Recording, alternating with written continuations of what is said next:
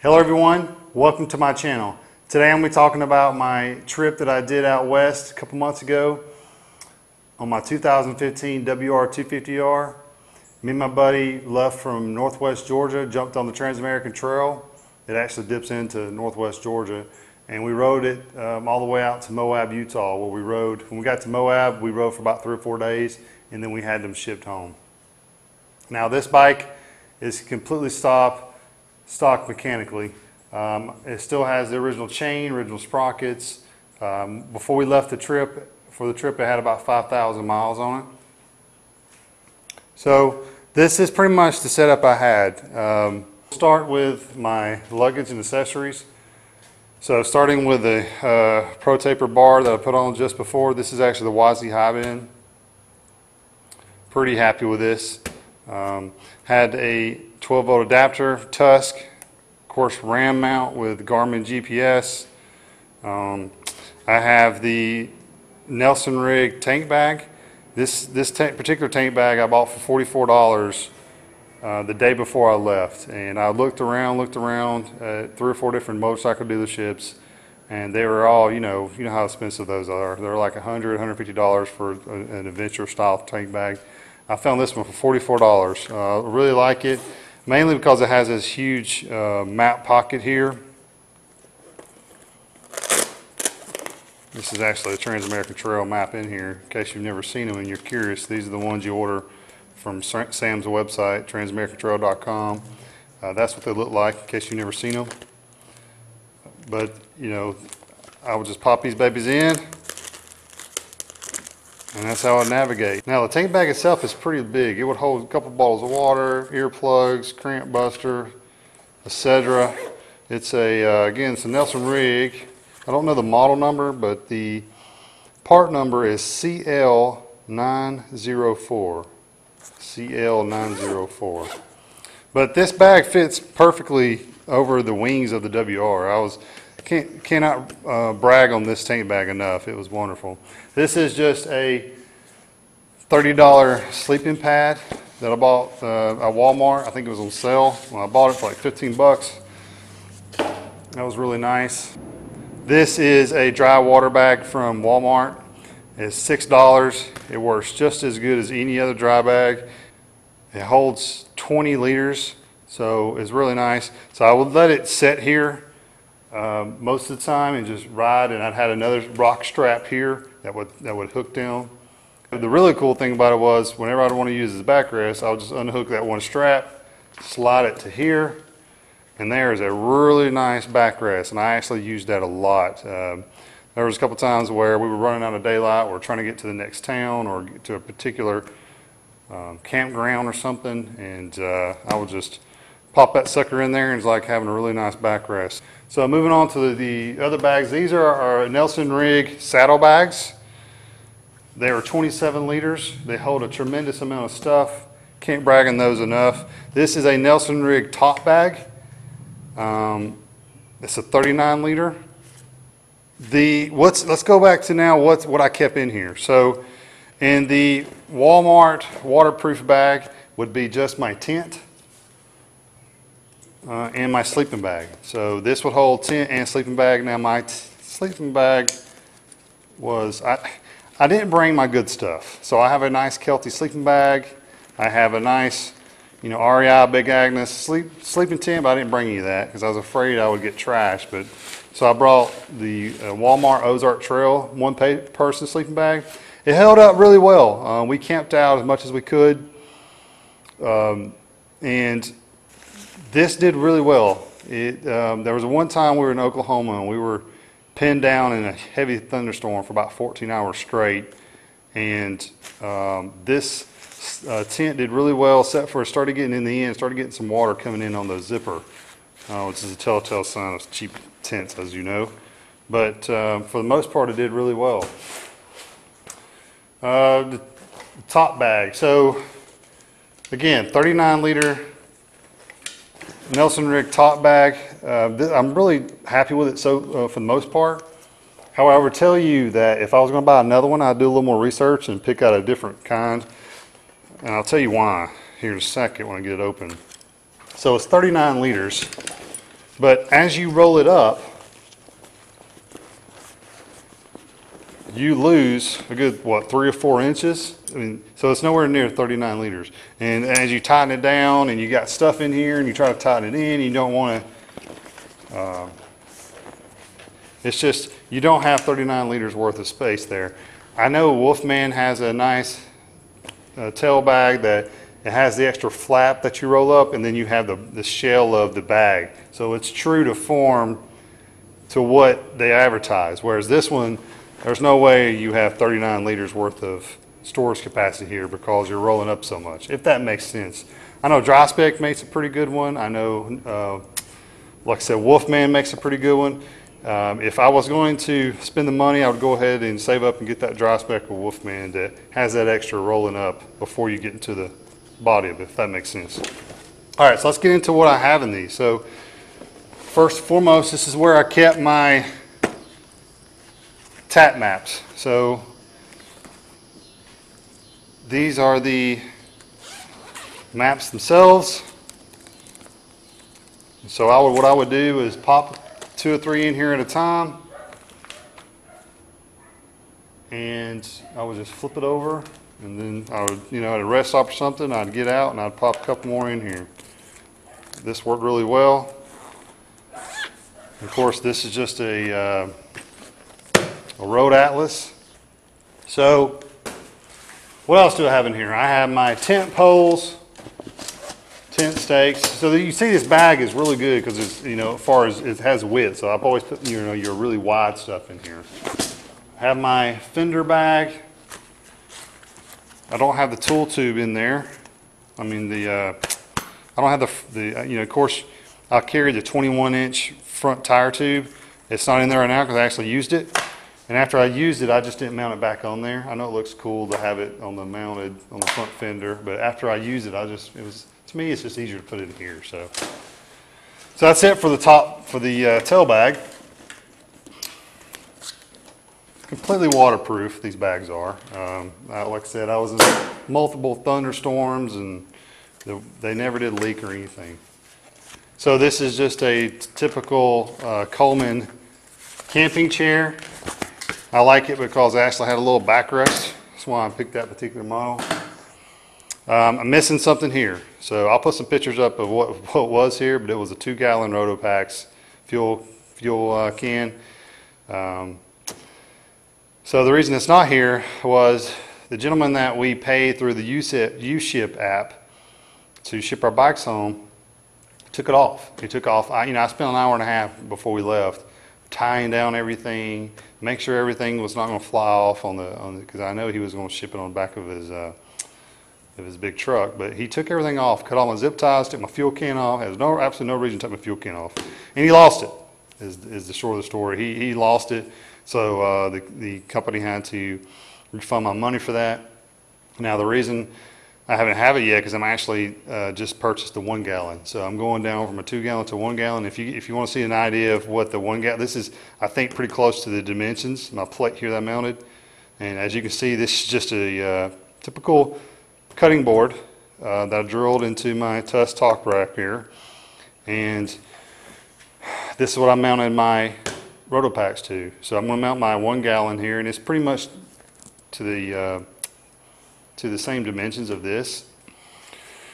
Let's talk about what I actually put into my saddle bags, starting with over here. You can see this took some damage right here. The reason that came on because I high-sided running about 45 miles an hour. And this bag took a big hit, and that's the only damage that had, which is pretty good. So over here I camp a lot of this is just my Hygiene Bag. Yes, it's just a typical bag. Worked just fine. All right, we have a tire inflator kit. We have our Tusk CO2 kit.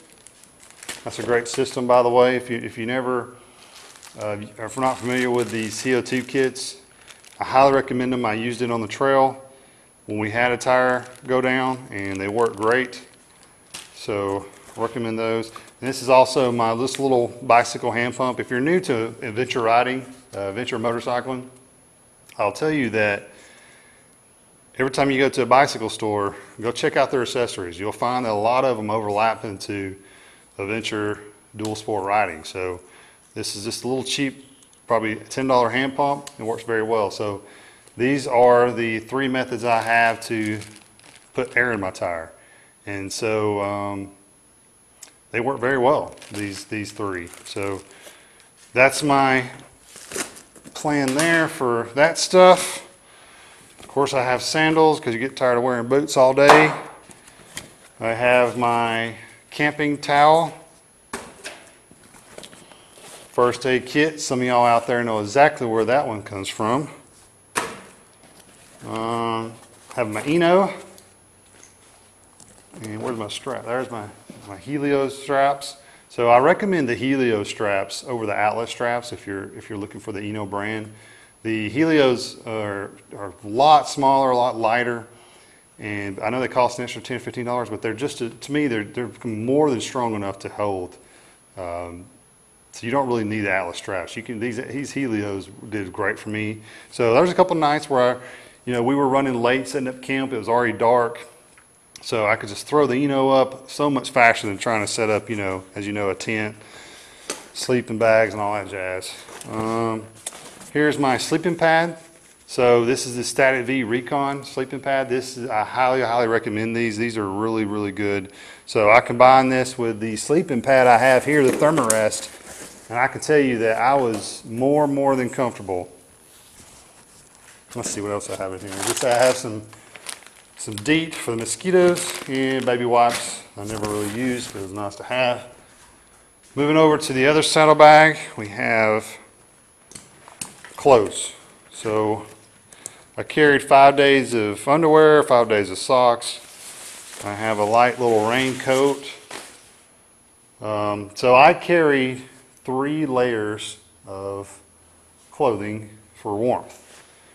Let's see if I have them on here. So this is my inner layer. This is like, thermals or kind of like spandex type. So this was my inner layer. My middle layer for warmth would be a camping sweatshirt, real thin, really lightweight, really probably a premium type sweatshirt. And then here I have some running pants. These are just Nike running pants. And what's good about these, they're really thin and they're really warm. So they actually will fit under most full-size pants and stuff. So, and then my outer layer was the Battleborn. It's ARC Battleborn Adenture jacket and pants.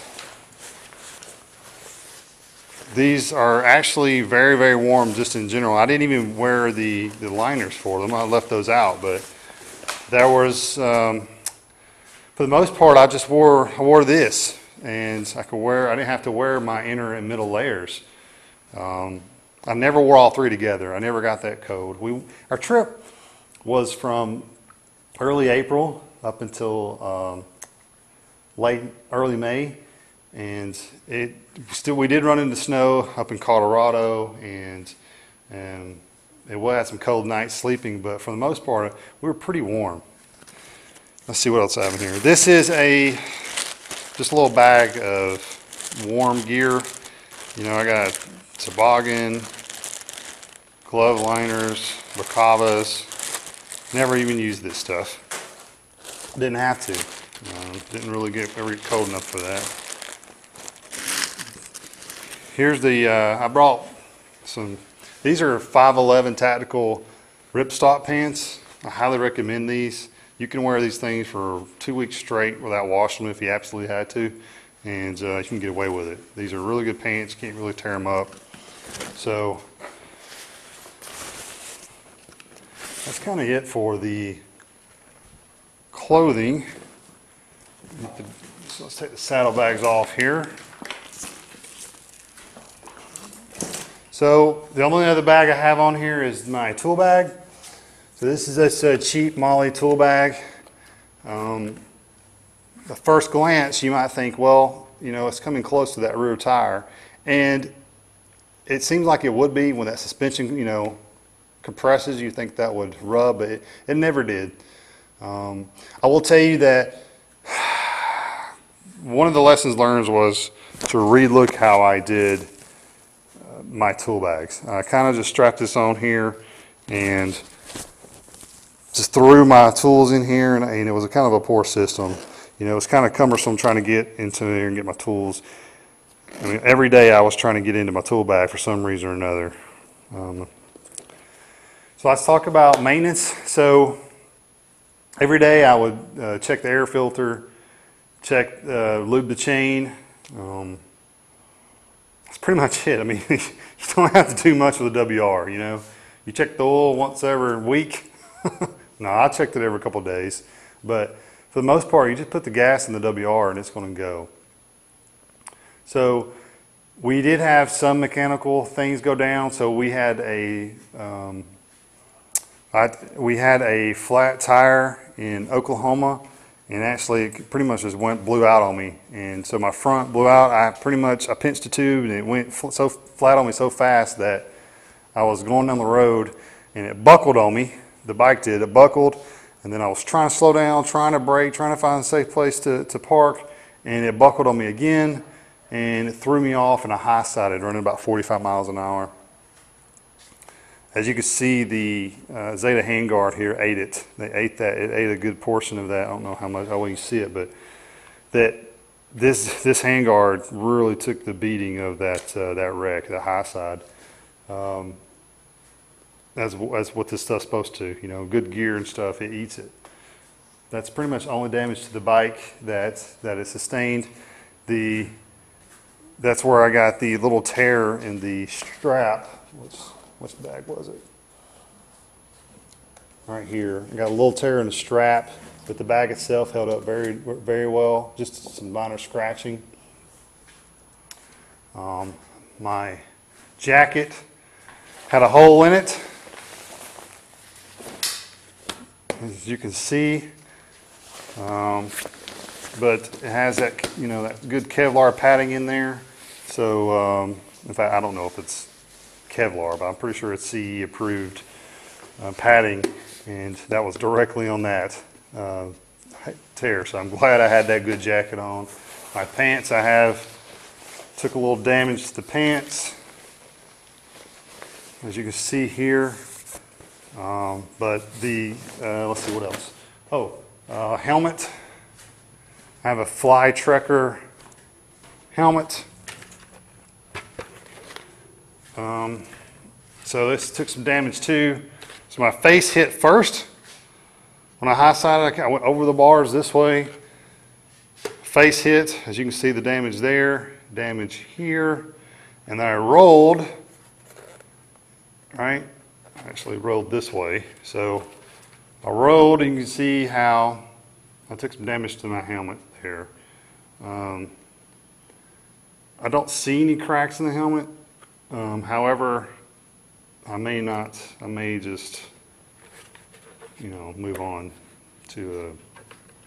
to like a Shoei or AGV or REI or something. But the helmet, you know, it took it. But, you know, my face hit first. I'm glad I had a full face helmet on. I'll tell you what, I don't think I'll ever wear another open face helmet in any reason. So for my boots, I went with the Falco Avator. Did a lot of research, and you know, between these and the Garnets and Cities and stuff, but this is the one I decided on. These boots are really well. Of course, I wore these for 12, 14, 16-hour days, and I can't brag on these boots enough. Very comfortable. They have that dual hinge here. As far as the wreck, these boots did take quite a bit of damage on the wreck. I don't know how well you can see this front toe here, but it really ate that asphalt when I hit. So really glad I had these good boots on when I wrecked. I had good gear on all around. That's what saved me from getting hurt really bad. I did have some road rash on my hand. You know, for most of the trip I wore those just cheap impact gloves that you can buy, you know, at a hardware store or something, for, you know, dirt riding. Looking back on that, that was another lesson learned, was to wear leather, you know, or some sort of really good protection all the way around. And that's the one area I didn't have good protection, was my hands. I wore just those, like I said, those, you know, mechanic impact gloves. And of course, they're not going to do anything for any kind of real wreck. So real quickly, limitations for this WR. If you're thinking about doing a small displacement bike cross-country trip, the one downside to having a small bike is you don't have a lot of weight to keep you grounded in the windy conditions. We got up into Colorado and it was so windy, it was blowing us all over the road at one point. I mean, it would literally, you know, you'll get a nice steady wind, and so you would lean into it about a 30-degree angle, and all of a sudden a crosswind come in from the other direction and blow you. It would blow you left to right 3 or 4 feet. It got to be very dangerous. So the way I want to try to combat that moving forward is I want to make the bike heavier. It's stock, it weighs about 300 pounds. So with the large tusk panniers, the Rotopacks, the 4.7 gallon IMS fuel tank, I'm going to make the bike heavier. Hopefully it'll set better on the highway. But as far as off-road, I mean, this is as good as it gets. I mean, it's an amazing bike off-road. So let's talk about the future of the WR. So stuff I'm going to do moving forward, make it even more sport touring, is I purchased and I've already received the IMS 4.7 gallon fuel tank. Cannot wait to put that on the bike. It's going to take my fuel range from 120 miles right now up to what, 240, 250. So I'm very excited about that, to get that on there. So I have some sprockets that I've ordered. 14. I'm going to replace the stock sprockets with a 14 and 47 setup. I have the chain, a new chain coming. What is this? Oh, this is a new headlight bulb. Had a lot of good reviews. It was only 10 bucks, and the one that's on the stock, one is kind of not very bright, so that should help. Master link. So this is a B&B radiator guard. Did a lot of research and finally decided on this one for 2 reasons. One, the reviews say it actually marries up with the IMS fuel tank pretty well. And the second reason is it has this guard here, protective fan. Remember I told you my buddy on the trail, bike fell over, damaged the fan, so the bike started running high. Well, this particular model of radiator guard has that protection just for that reason.